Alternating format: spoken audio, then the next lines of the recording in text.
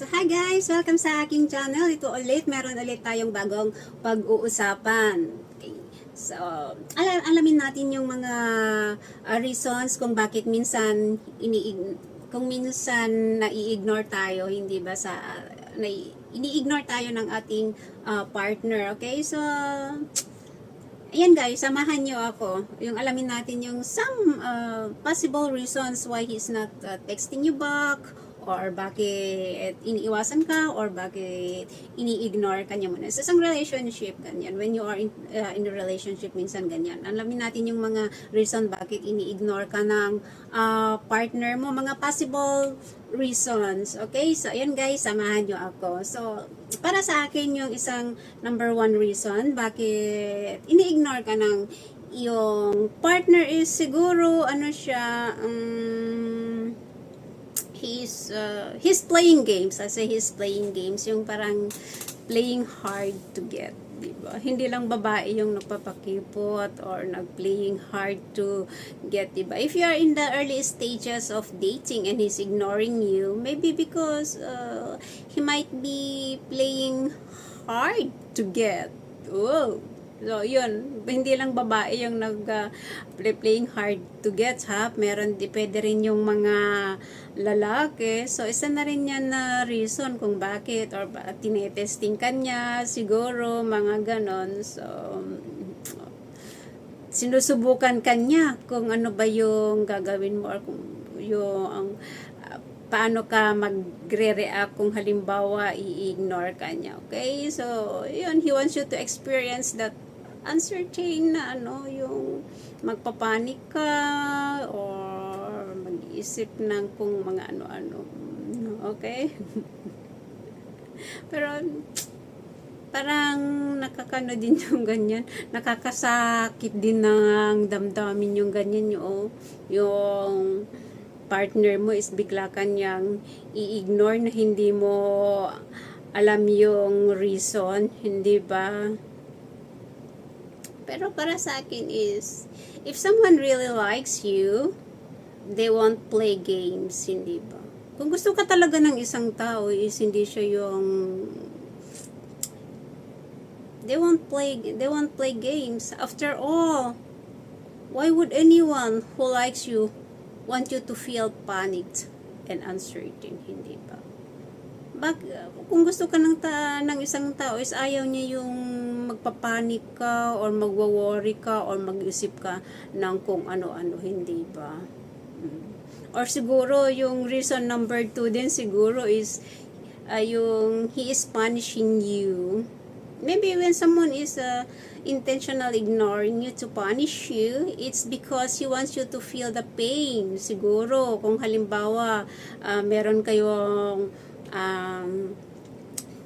baka yung ganyan din yung pinaramdam mo sa kanya noon, na hindi ini-ignore mo din siya noon nung paghalimbawa nag-away kayo or ganun, hindi mo siya pinapansin, hindi mo siya tinetext. So siguro ang gusto din niya is iparamdam din niya sa iyo kung ano yung pinaramdam mo sa kanya. So ayun, parang pinapunish kanya. Gusto niyang maramdaman din kung ano yung pinaramdam mo sa kanya. So ayun girls, kaya sa mga girls kasi pag nag-away kayo or it's normal naman yan sa isang relationship, 'di ba? Minsan na merong misunderstanding talaga, pero huwag niyo nang patagalin. Kailangan na pag nag-e-effort yung guy na mag-usap or mag-peace kayo is huwag nang pakipot, huwag nang magpa-hard to get, hindi ba? So ayun, gusto lang niya siguro, isa na rin yung na dahilan, gusto rin niya na maramdaman mo kung ano yung pinaramdam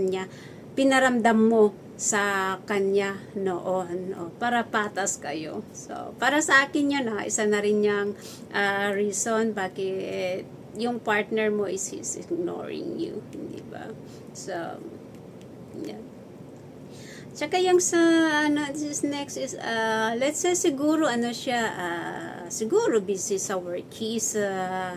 He is busy siguro, pero it may sounds like an excuse, but if he's ignoring you, he could just be busy. Consider the context. Consider mo na busy siya or siguro halimbawa siguro nag-text ka, nasa ano siya, nasa meeting siya, or talagang busy sa work. So, talagang i-ignore ka din niya, hindi ba? Or kung halimbawa, nasa, let's say, nasa gym siya. So, syempre, busy siya sa pag-workout. So, hindi niya masagot yung message mo or yung call mo. Okay? So, pero kung halimbawa,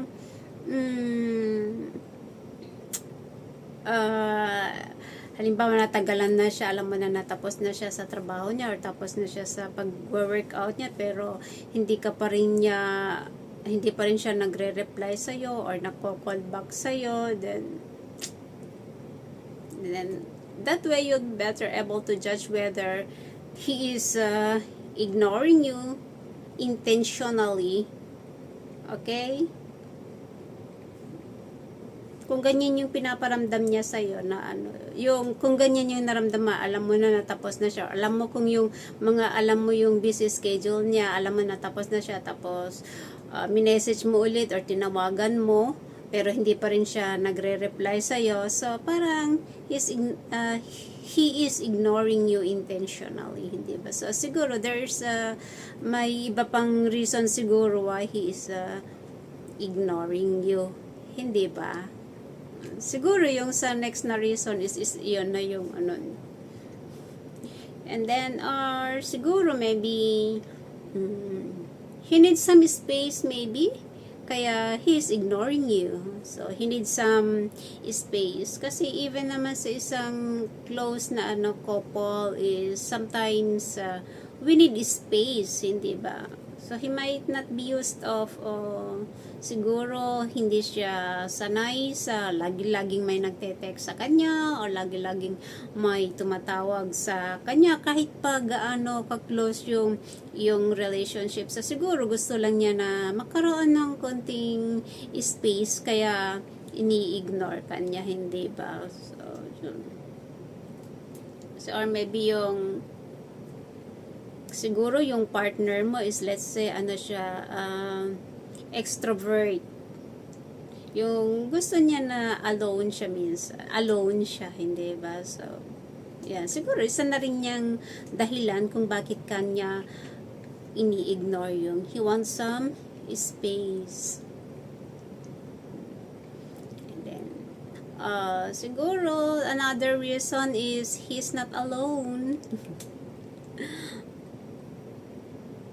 Diba? Kasi kung minsan halimbawa ako meron akong kasama na ayaw ko yung nagse-cellphone ako habang meron akong mga kaibigan, o halimbawa nasa isang party ako or nasa isang celebration, ayaw ko yung phone ako. Siyempre gusto ko rin na makisalamuha sa mga ibang tao, hindi ba? So kung minsan ako nga rin, kung minsan kahit may message or text sa akin, ini-ignore ko muna, hindi muna ako nag-re-reply. So siguro isa na rin yung reason yung he's not alone. Meron siyang mga kasama, diba? So, however, if you do find that he's always taking calls and replying to texts when you are together but refuses to reply with his friends, there may be alternative motives at play, hindi ba? And then, siguro, dito yung isang reason din kung bakit kanya ini-ignore is he's trying to break up with you. Ang sakit yung ganyan, diba? Yung hindi niya masabi-sabi na gusto na niyang tapusin ang iyong relationship. Kasi iniisip niya na baka masasaktan ka or na ayaw niya na masaktan kaya hindi niya masabi-sabi face to face, hindi ba? Pero hindi niya alam na mas nasasaktan yung isang tao na ganyan, which is much better na kung gusto mong makipag-break sa iyong boyfriend or girlfriend, mas maganda na mag-usap kayo face to face. Hindi nyo idadaan sa pag-i-ignore sa bawat isa, 'di ba? So siguro isa na rin yan na isa na rin yan na reason kung bakit kanya ini-ignore. Yung he's trying to break up with you. Para sa akin lang, isa na rin yan ang isang reason din na nakikita ko kung bakit ini-ignore ng isang guy yung kanyang partner or vice versa yung ganon, vice versa, hindi ba? Pero advice ko sa sa mga magjowa, kung halimbawa na fall out of love na kayo sa inyong partner, mas maganda yung pag-usapan nyo, hindi ba? Hindi yung idadaan mo sa pag-ignore kasi siguro natatakot ka. Iniisip mo na masasaktan siya. Iniisip mo na ito yung best way na makipaghiwalay sa iyong partner, which is hindi hindi maganda yung ganun, lalo kung halimbawa medyo matagal na kayo ng karelasyon mo, hindi ba? So much better talaga, advice ko talaga sa mga magkarelasyon is sabihin masaktan man siya, at least isang isang beses mo, kaysa naman yung idadaan mo sa pag-i-ignore sa kanya. Syempre mag-iisip pa yung tao, bakit kaya niya ako ini-ignore? May nagawa kaya akong mali, or kung andyan na yung kung ano-ano na yung iniisip ng partner mo, hindi ba? So hindi maganda yung idadaan sa pag-i-ignore yung sa partner nyo kung gusto nyo nang makipaghiwalay, diba? So siguro, and then maybe siguro yung last reason siguro kung bakit kanya ini-ignore is he's not just into you. Hindi kanya talaga gusto. So yun lang yun. So para sa akin is yun yung mga reasons. So yun, para sa akin yung number 1 is he's playing games, and then number 2 is he's punishing you. Gusto niyang iparamdam din sa'yo kung ano yung pinaramdam mo sa kanya. And then number 3 is he's too busy. And then number 4 is he needs some space.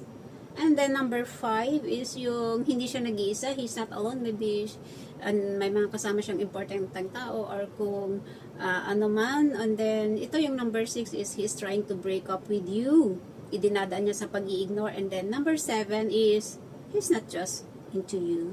So yun guys, I hope meron kayong natutunan na ito sa mga 7 signs or 7 reasons kung bakit ka ini-ignore ng iyong partner. So thank you guys for watching. Bye!